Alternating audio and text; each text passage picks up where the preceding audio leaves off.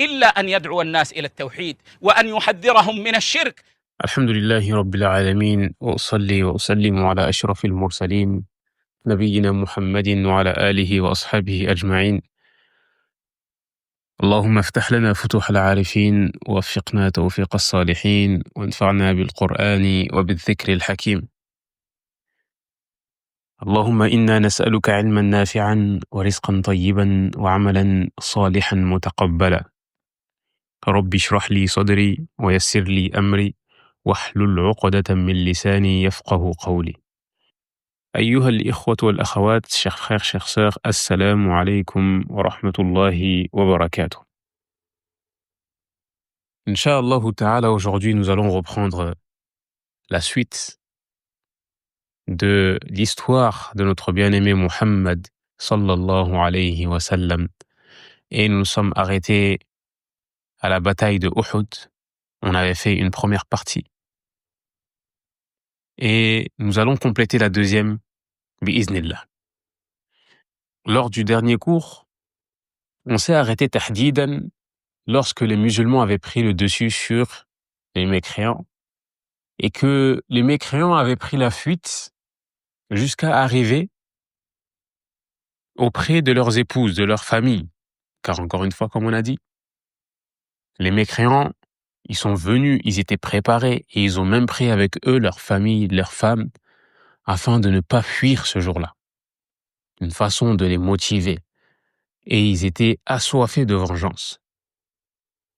Mais ici, lorsque les musulmans les ont pourchassés et que sur la montagne où le prophète sallallahu alayhi wa sallam a placé 50 personnes avec des lances et des fléchettes, ces personnes-là qui sont ashab Abdullah ibn Jubayr, car ici encore une fois il a placé 50 personnes-là, il a dit Abdullah ibn Jubayr, comme quoi il ne fallait pas bouger. Donc ici, il nous dit Ibn Kathir, فلما رأى ذلك أصحاب عبد الله بن جبير قالوا يا قوم الغنيمة الغنيمة فذكرهم عبد الله بن جبير تقديم رسول الله صلى الله عليه وسلم إليهم في ذلك. Donc, lorsque Abdullah ibn Jubayr ainsi que son groupe ont vu les musulmans prendre les dessus et pourchasser les mécréants, beaucoup d'entre eux ont commencé à dire Al-Ghanima, Al-Ghanima. Al-Ghanima, Al-Ghanima, qu'est-ce que c'est? Le butin, le butin. Et ici, Abdullah ibn Jubayr, un compagnon noble, il dit, il les a rappelés ce que le prophète sallallahu alayhi wa sallam leur a dit lorsqu'il les a placés à cet endroit-là. Et eux avaient pensé que les mécréants, Afwan, étaient finis. فظنوا أن ليس للمشركين رجعة وأنه لا تقوم له قائمة بعد ذلك. Eux, pour eux, les mécréants, c'était fini. Ils les avaient coursés, c'était la fin. La guerre, elle s'est finie rapidement. Donc, du coup, ils sont descendus. Bien sûr, pas tous, car encore une fois, Abdullah ibn Jubayr ainsi que certains sont restés conformément à ce que le prophète sallallahu alayhi wa sallam leur avait indiqué, mais la plupart étaient descendus et ils ont suivi les musulmans en disant Al-Ghanima, Al-Ghanima, en parlant du butin, en pensant que la guerre était finie à ce moment-là. Et Allah subhanahu wa ta'ala a descendu sur cela des versets. Lorsqu'il dit dans la sourate Al-Imran, verset 152,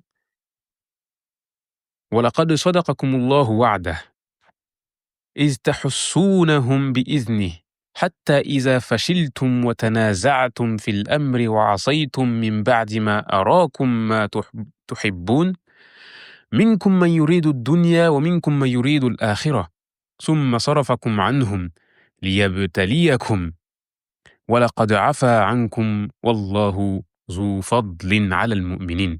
Ici Allah subhanahu wa ta'ala dit selon les sens approximatifs, et certes Allah a tenu sa promesse envers vous quand par sa permission vous les tuez sans relâche, c'est-à-dire vous avez pris le dessus sur eux, jusqu'au moment où vous avez fléchi, où vous avez fléchi, où vous vous êtes disputé à propos de l'ordre donné.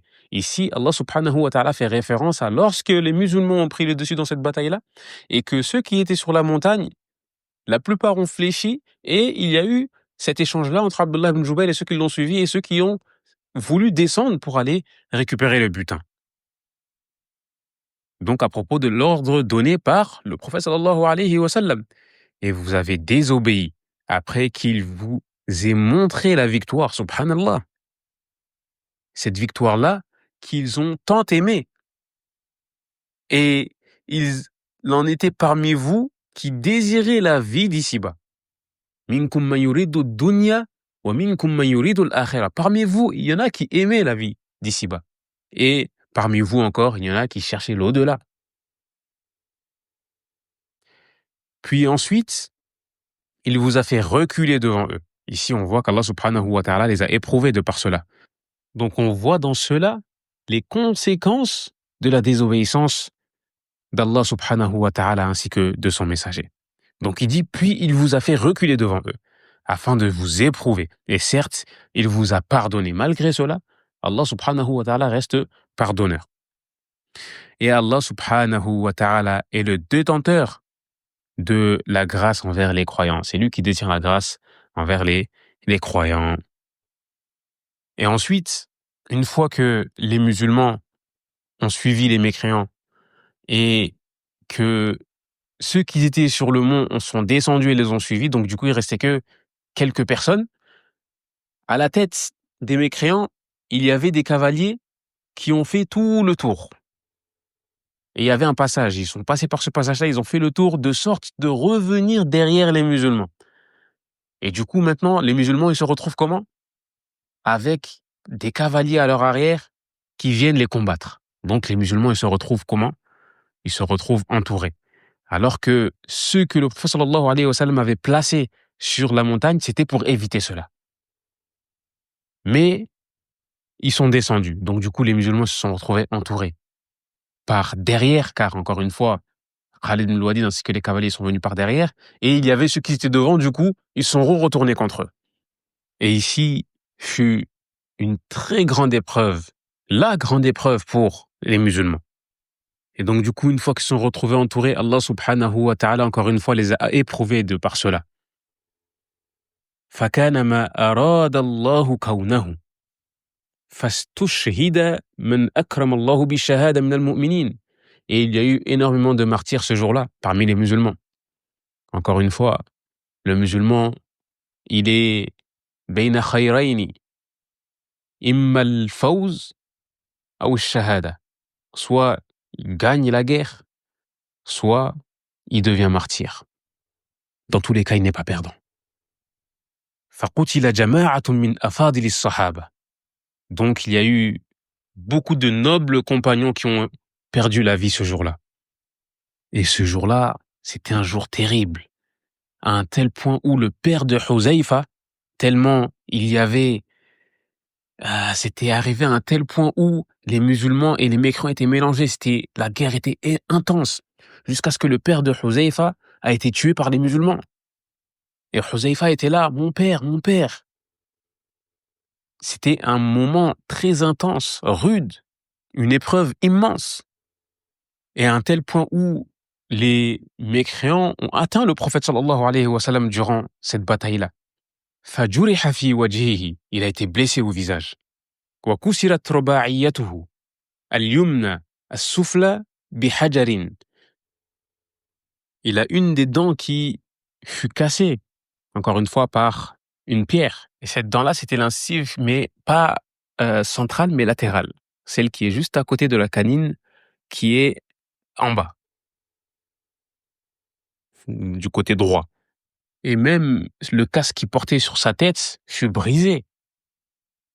Et il est tombé aussi dans un des pièges de qui? De Abu Amr al-Fasiq. Des pièges qu'il avait mis euh, afin de piéger les musulmans. Donc même le prophète sallallahu alayhi wa sallam, durant cette bataille-là, a énormément souffert. Et on avait des compagnons qui étaient là, qui le protégeaient, comme Ali ibn Abi Talib et Talha ibn Ubaydillah. Les compagnons qui étaient là, Abu Bakr et tout, ils étaient autour de lui et combattaient. Ils lâchaient pas l'affaire. Ils lâchaient pas l'affaire. Et c'était très très dur ce jour-là. Et parmi les mécréants qui étaient déterminés à faire du mal au prophète sallallahu alayhi wa sallam, il y a Amr ibn Qami'a. كان من أشد الناس حرصًا على فعل الأذى على رسول الله صلى الله عليه وسلم. Il fait rapporter que c'était l'une des personnes qui voulait faire le plus de mal au prophète sallallahu alayhi wa sallam. Et c'est lui qui a tué Mus'ab bin Umair. Et lorsqu'il a tué Mus'ab bin Umair, il pensait qu'il avait tué le prophète sallallahu alayhi wa sallam. Et il est parti crier: j'ai tué le prophète, ou plutôt j'ai tué Mohammed, j'ai tué Mohammed. Et parmi ceux qui voulaient faire énormément de mal au prophète, il y avait aussi Utba bin Abi Waqqas. Et il y avait aussi Abdullah ibn Shihab. Et il faut savoir que Mus'ab bin Umair, il est décédé entre les mains du prophète sallallahu alayhi wa sallam en le protégeant. Et le prophète sallallahu alayhi wa sallam, encore une fois, comme il a été blessé à la tête, il saignait énormément. Et lorsque Mus'ab bin Umair est décédé, il a donné l'étendard à Ali ibn Abi Talib. Et le prophète sallallahu alayhi wa sallam, ce jour-là, encore une fois, le casque qu'il portait pour se protéger la tête, il y a deux côtés avec des bouts de ferraille qui sont rentrés dans son visage. Et pour sortir ces bouts de ferraille de son visage-là, il y a un compagnon qui est venu, qui les a arrachés avec ses dents. Ce compagnon-là, c'est Abu Ubaida ibn al-Jarrah, qui fait partie des promus au paradis, des 10 promus au paradis. Et lorsqu'il a fait ça, il a perdu ses dents lui aussi. Et là, on voit dans cela à quel point le prophète sallallahu alayhi wa sallam a souffert durant cette bataille-là. Il a essayé d'arracher le casque du visage du prophète sallallahu alayhi wa sallam avec ses dents, tellement c'était enfoncé, lorsqu'il a arraché, ses dents sont tombées. Encore une fois, c'est as-sanaya. As-sanaya, c'est les deux dents de devant. Mais encore une fois, فَكَانَ الْهَتَمُ يُزَيِّنُهُ. Ces deux dents-là qui sont tombées, lorsqu'il a fait cela, le prophète sallallahu alayhi wa sallam, avec le temps, ou après cela, c'était quelque chose qui l'avait même embelli. Et énormément de sang coulait du prophète sallallahu alayhi wa sallam, c'est-à-dire de son visage. Et il y a Malik bin Sinan, le père de Saïd, Abi Saïd al-Khudri, qui aspirait le sang de son visage afin de stopper l'hémorragie. Et à ce moment-là, les mécréants, ils avaient vraiment encerclé les musulmans. Même le prophète, il était encerclé, ils étaient tous encerclés. Encore une fois, ils étaient nombreux. Et autour du prophète sallallahu alayhi wa sallam, il y avait à peu près une dizaine de personnes qui essayaient de le protéger. Et ils essayaient de l'éloigner, de l'isoler. Et il y a même Abu Dujana qui le protégeait par son corps. Les flèches venaient sur son dos. Et il était fort, Abu Dujana, et il résistait. Tout ça pour protéger le prophète sallallahu alayhi wa sallam. Et il y avait aussi un compagnon ici qui a été touché à l'œil. Ce compagnon-là, il s'appelle Qatada. Qatada ibn Nu'man. Ici, il a été rapporté que son œil est sorti de son orbite. Et le prophète sallallahu alayhi wa sallam est revenu et l'a soigné et a remis son œil à sa place. فردها عليه الصلاة والسلام بيده الكريمة فكانت أصح عينيه وأحسنها.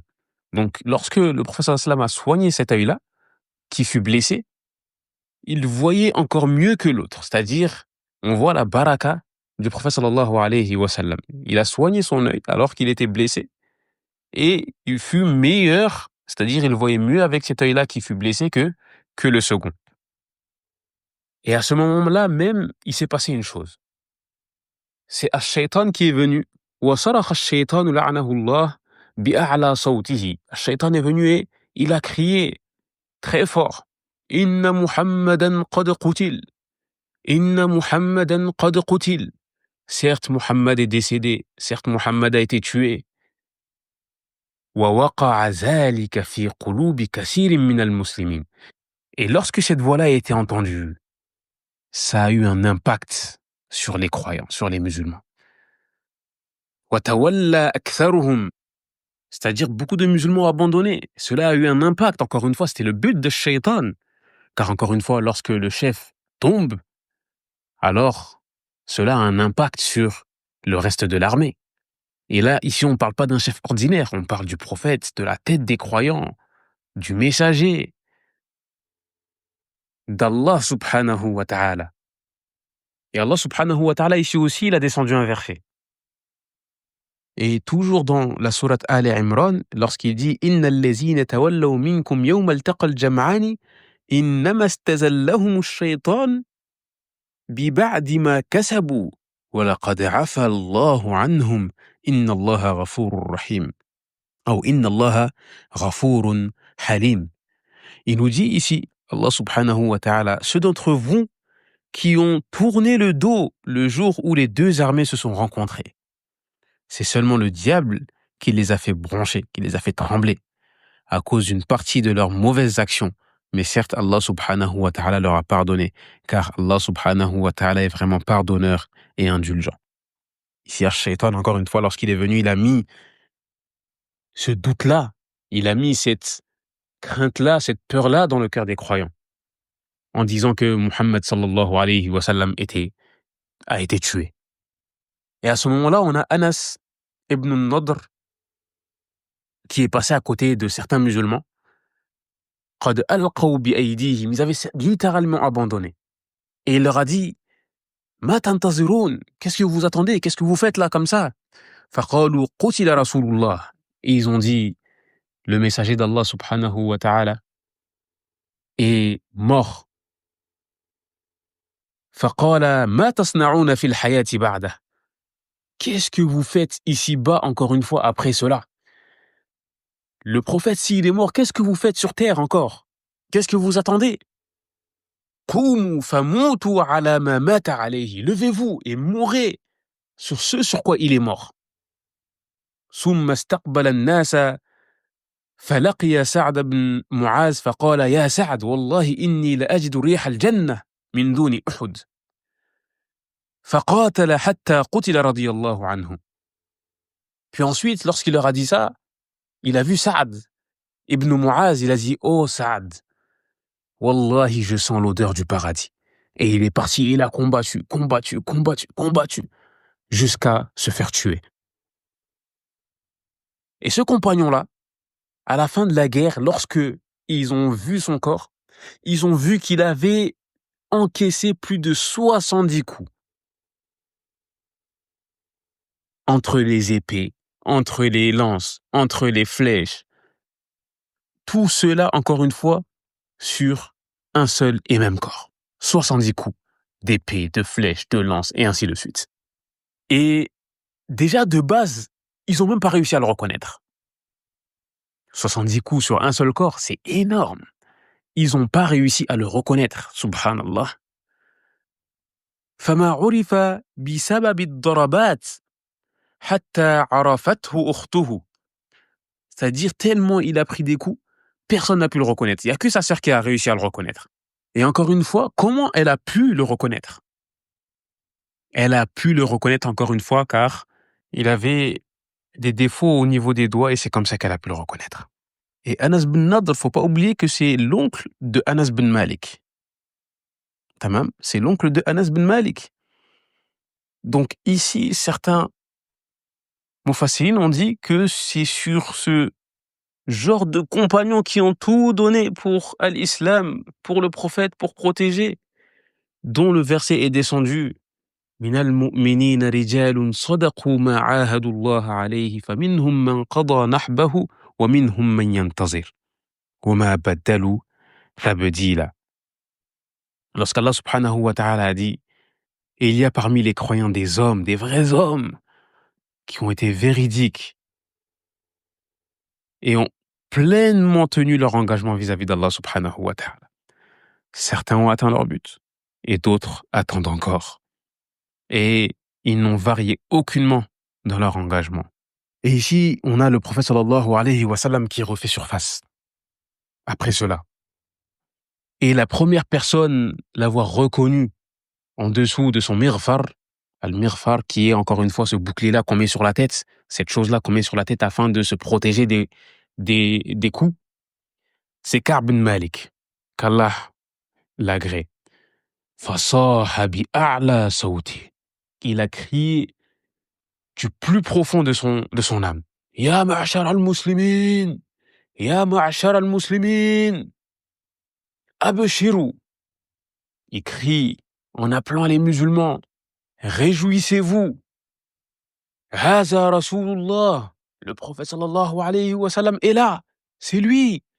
فأشار إليه صلى الله عليه وسلم أن يسكت. Et ici le prophète sallallahu alayhi wa sallam lui fait signe de se taire. Et les musulmans se sont rassemblés autour de lui. ونهضوا معه إلى الشعب الذي نزل فيه وفيهم أبو بكر وعمر وعلي والحارث بن سمة الأنصاري وغيرهم. Donc ils se sont rassemblés autour de lui. Et parmi ceux qui se sont rassemblés autour de lui, il y avait Abu Bakr, Omar, Ali et Al-Haris et d'autres encore. فلما أسندوا في الجبل. Donc ils se sont regroupés et ils ont réussi à se mettre dans un coin. Donc il nous dit, lorsque le prophète ainsi que ceux qui étaient avec lui, ils ont réussi à se mettre à l'abri, أدركه أبي بن خلف على جواد يقال له العود. زعم الخبيث أنه يقتل عليه الصلاة والسلام فلما اقترب تناول رسول الله صلى الله عليه وسلم الحربة من يد الحارث بن سمة فطعنه بها فجاءت في ترقوته. ترقوة أو ترقوة. Donc ici, lorsqu'ils étaient à cet endroit-là, il y a une personne qui est venue qui s'appelle Ubay ibn Khalaf. Et Ubay ibn Khalaf, c'est qui? C'est le frère de Umayya ibn Khalaf. Umayya ibn Khalaf, lui, il était décédé quand? Il était décédé durant la bataille de Badr. وهو الذي دعا عليه النبي صلى الله عليه وسلم وكذلك حلف أبي بن خلف. Donc, le prophète sallallahu alayhi wa sallam avait dit qu'il allait le tuer. Mais lui aussi, en fait, c'est lui d'abord qui est venu à jurer en disant qu'il allait tuer le prophète sallallahu alayhi wa sallam. Et c'est pour ça qu'il s'est présenté devant lui à ce moment-là pour le tuer. Et le prophète sallallahu alayhi wa sallam a dit, c'est plutôt moi qui vais te tuer. Donc ici, lorsqu'il est venu avec son cheval devant le prophète sallallahu alayhi wa sallam, qu'est-ce qu'il a fait? Il a pris l'arme de Al-Haris bin Simma. Et il lui a mis un coup au niveau de la clavicule à Afwan. Mais lorsqu'il lui a mis ce coup-là, il s'est juste blessé. Donc après, il est parti. Donc lorsqu'il est parti, les mécréants, quand ils l'ont vu, ils ont dit « Mais t'as rien, ça, c'est rien, ça ». Mais sauf qu'il avait énormément peur. Car encore une fois, il savait que comme le prophète sallam a dit qu'il allait le tuer, il savait que c'était une chose, encore une fois, qui allait le tuer. Car il a dit « Innahu qatili ». Innahu qala li, innahu qatili. Certes, il m'a dit qu'il allait me tuer, donc cette blessure-là, c'est sûr qu'elle est mortelle. ولم يزل به ذلك حتى مات بسرف أو بسرف. Donc, il est resté ainsi jusqu'à mourir à un endroit qui s'appelait Sarif, un endroit qui est proche de la Mecque.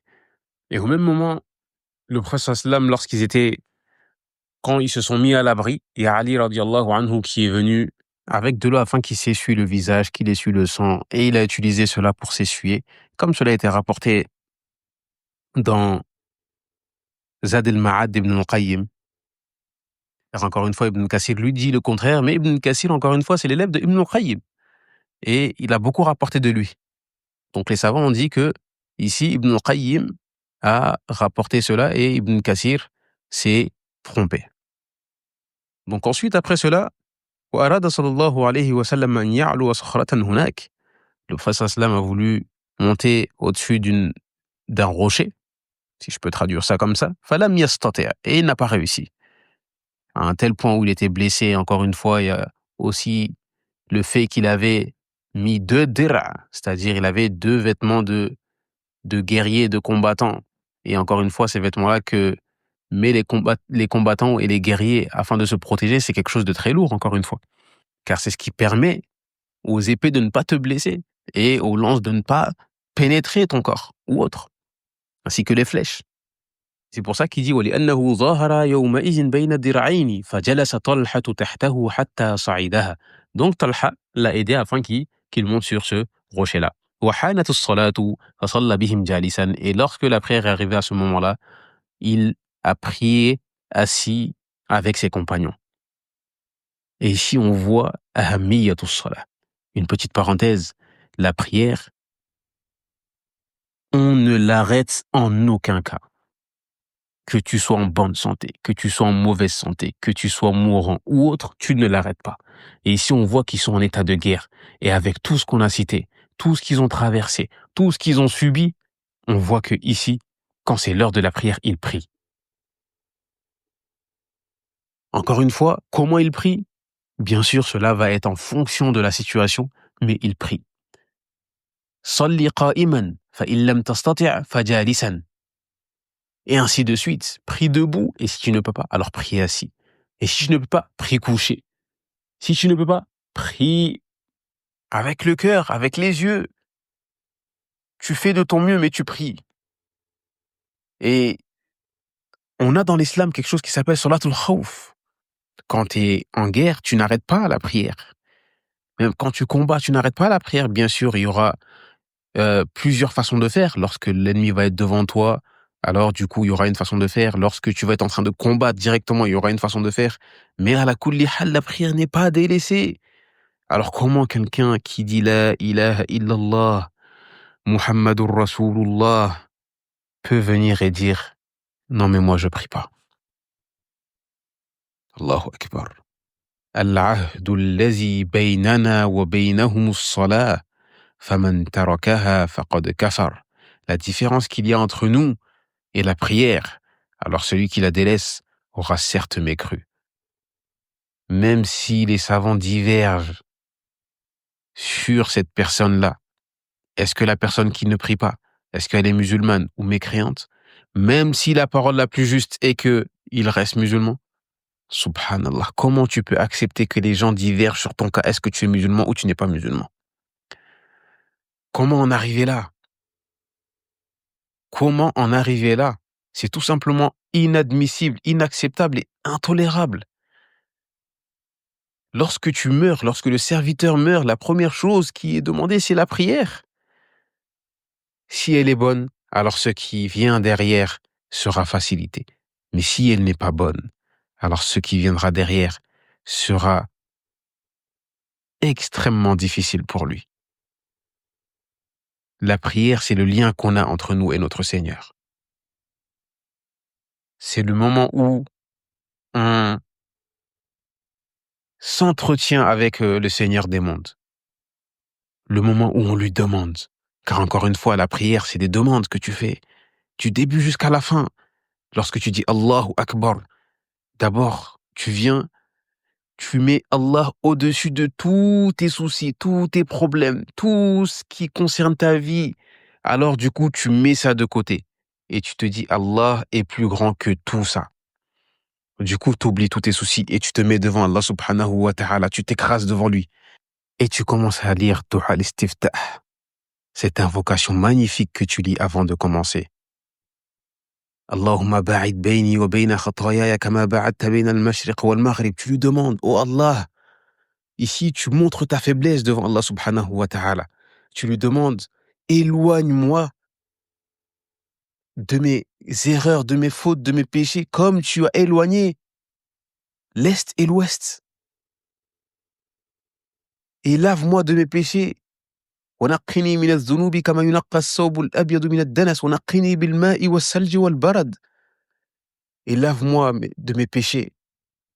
Lave-moi de mes défauts. Tu lui demandes et tu lui demandes. Et ensuite, tu commences. Avec la basmala à voix basse. Et ensuite, Alhamdulillahi Rabbil Alamin, Ar-Rahman Ar-Rahim. On n'a pas envie de s'éparpiller et rentrer dans l'explication de Surat al-Fatiha. Mais à la kulli hal, tu demandes à Allah subhanahu wa ta'ala. Celui qui goûte à cela ne peut pas fermer les yeux la nuit sans avoir fait sa prière. Impossible. À la kulli hal, on revient sur notre texte. Ensuite, après cela, les mécréants sont repartis. ثم مال المشركون إلى رحالهم ثم استقبلوا طريق مكة منصرفين إليها وكان هذا كله يوم السبت. Donc du coup, ils sont repartis vers la Mecque et ce jour-là, c'était un samedi. واستشهد يومئذ من المسلمين نحو 70. Il faut savoir que ce jour-là, les musulmans ont perdu à peu près 70 personnes. Minhum Hamza. Parmi eux, il y a Hamza, l'oncle du prophète sallallahu alayhi wa sallam. Qatalahu Wahshi, Mawla Bani Nawfal. C'est Wahshi qui l'a tué. Et Wahshi, c'était un esclave à cette époque-là. Et sa récompense pour tuer Hamza était le fait qu'il allait être libéré, qu'il allait retrouver la liberté. Ça s'était rapporté dans l'authentique de Al-Bukhari, عن وحشي أنه قال que Wahshi a dit قتل تعيمة ibn Adi bi Badrin.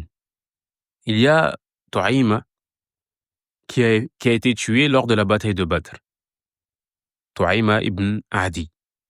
فقال لي مولاي Jubayr bin Mut'im ibn Adi. Et mon maître qui était Jubayr bin Mut'im ibn Adi m'a dit إن قتلت حمزة بعمي فأنت حر. Si tu tues Hamza en vengeant mon oncle, en parlant de Tu'aima qui est décédé, alors tu seras libre. Et il faut savoir que Jubayr bin Mut'im ainsi que Wahshi ont embrassé l'islam par la suite. Et Wahshi fut l'un de ceux qui ont tué Moussaïlamat al-Kazzab. Et parmi ceux qui ont perdu la vie, il y avait aussi Abdullah ibn Jahsh. Il y avait aussi Moussa ibn Umair. Il y avait Osman qui est nommé Shammas ibn Osman al-Makhzoumi, Soumia bi Shammas li husni wajhihi. Il a été appelé ainsi car, encore une fois, il avait un joli visage. فهؤلاء أربعة من المهاجرين. Donc ici, on a 4 personnes parmi ceux qui ont fait la hijra avec le prophète sallallahu alayhi wa sallam. والباقون من الأنصار. Et tout le reste, c'était des auxiliaires. Qu'Allah soit satisfait de tous. فدفنهم في دمائهم وكلومهم ولم يصلي عليهم يومئذ. Et il les a enterrés comme ils étaient avec leur sang et autres. وفر يومئذ من المسلمين جماعة من الأعيان منهم عثمان بن عفان رضي الله عنهم وقد نص الله سبحانه على العفو عنهم فقال جل وعلا إن الذين تولوا منكم يوم التقى الجمعان إنما استزلهم الشيطان ببعض ما كسبوا ولقد عفى الله عنهم إن الله غفور حليم. Donc aussi parmi les musulmans, il y en avait qui ont pris la fuite. Parmi eux, il y avait Othman ibn Affan. Mais encore une fois, Allah subhanahu wa ta'ala lui a pardonné ceci. Et un verset fut révélé, et on l'a vu ce verset-là, lorsqu'Allah subhanahu wa ta'ala dit إِنَّ الَّذِينَ تَوَلَّوْا مِنكُمْ يَوْمَ الْتَقَى الْجَمْعَانِ إِنَّمَا اسْتَزَلَّهُمُ الشَّيْطَانُ بِبَعْضِ مَا كَسَبُوا وَلَقَدْ عَفَا اللَّهُ عَنْهُمْ إِنَّ اللَّهَ غَفُورٌ حَلِيمٌ. Allah subhanahu wa ta'ala, comme on l'a dit tout à l'heure, mais je vais retraduire, car encore une fois, ça fait toujours du bien de comprendre les versets d'Allah subhanahu wa ta'ala, ce qui a été révélé, ce qui nous a été envoyé. Encore une fois, le musulman, il se doit de comprendre le Coran. Comment est-ce que tu peux avoir un livre qui vient pour toi spécifiquement un message du Seigneur des mondes et tu ne sais même pas ce que Allah subhanahu wa ta'ala veut dire? Bien sûr, encore une fois, on ne te demande pas d'être un savant dans le tafsir, mais on te demande juste de comprendre lorsque tu lis des sourates dans la prière, etc. On te demande de comprendre le sens externe de ce que tu lis. Donc Allah subhanahu wa ta'ala dit dans ces versets-là, ceux d'entre vous qui ont tourné le dos, le jour où les deux armées se sont rencontrées, c'est seulement le diable qui les a fait broncher à cause d'une partie de leurs mauvaises actions, mais certes Allah subhanahu wa ta'ala leur a pardonné. Ici Allah subhanahu wa ta'ala dit clairement qui leur a pardonné. Car vraiment Allah subhanahu wa ta'ala est pardonneur et indulgent. Inna Allaha ghafurun halim. Et ce jour-là, قتل يومئذ من المشركين 22. Et ce jour-là, il y a eu 22 morts parmi les mécréants. Donc, ici finit la bataille de Badr. Et encore une fois, les mécréants sont retournés et les musulmans ont enterré leurs martyrs. Et ensuite, le jour d'après, on a la bataille de Hamra al-Asad.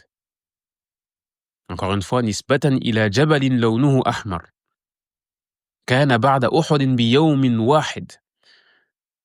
Cette bataille-là s'appelle Hamra al-Asad. Pourquoi? Car ça s'est passé à un endroit où il y avait une montagne rouge.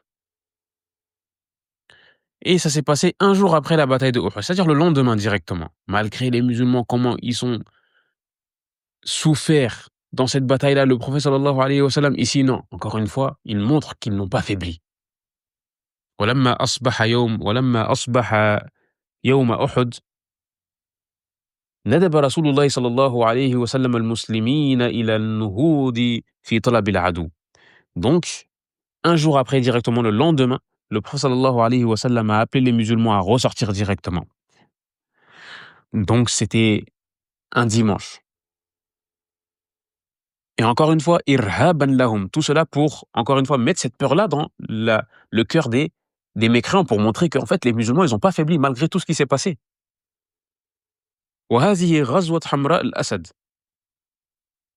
وأمر أن لا يخرج معه إلا من حضر أحد. Et ici, le prophète sallallahu alayhi wa sallam, encore une fois, ça montre la puissance.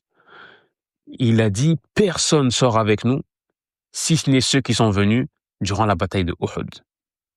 Du coup, فَلَمْ يَخْرُجْ إِلَّا مَنْ شَهِدَ أُحُدًا. Et donc, personne n'est sorti avec lui, si ce n'est ceux qui ont assisté à la bataille de Uhud. Si ce n'est qu'une personne. Et cette personne-là, c'est qui? C'est Jabir ibn Abdillah. Jabir ibn Abdillah, encore une fois, il n'était pas sorti. Pourquoi? Car son père l'avait laissé afin qu'il prenne soin de ses sœurs. Mais son père est décédé durant la bataille de Uhud. فقتل أبوه يوم أحد. فاستأذن رسول الله صلى الله عليه وسلم في الخروج إلى حمراء الأسد فأذن له. Donc il a demandé la permission au prophète sallallahu alayhi wa sallam de sortir avec lui durant cette bataille-là, et le prophète sallallahu alayhi wa sallam a accepté cela. Il faut savoir une chose, c'est que, comme on a dit, le prophète sallallahu alayhi wa sallam est sorti pour montrer aux mécréants qu'ils n'ont pas faibli. Et c'est la suite de Uhud. Cette bataille-là, il faut savoir que c'est la suite de Uhud même. Car encore une fois, les mécréants, ils sont partis subitement. Et ils sont partis le même jour. Et on l'a cité ça au début de nos cours, on a dit que la tradition, c'était quoi? C'était lorsque il y a un vainqueur, il reste sur place pendant 3 jours, comme le prophète sallam avait fait autrement. Celui qui gagne, il reste sur place pendant 3 jours. Et eux n'ont pas fait cela, ils sont partis. Donc cela prouve que ce n'est pas une victoire pour eux. Et en plus de cela, ce qui montre que ce n'est pas une victoire pour eux, c'est qu'ils n'ont pas pris de butin ce jour-là, ils n'ont rien pris des musulmans. Ils n'ont pas pris de butin et ils n'ont pas pris de prisonniers. Et en plus de cela, nos morts sont des martyrs et leurs morts à eux sont en enfer.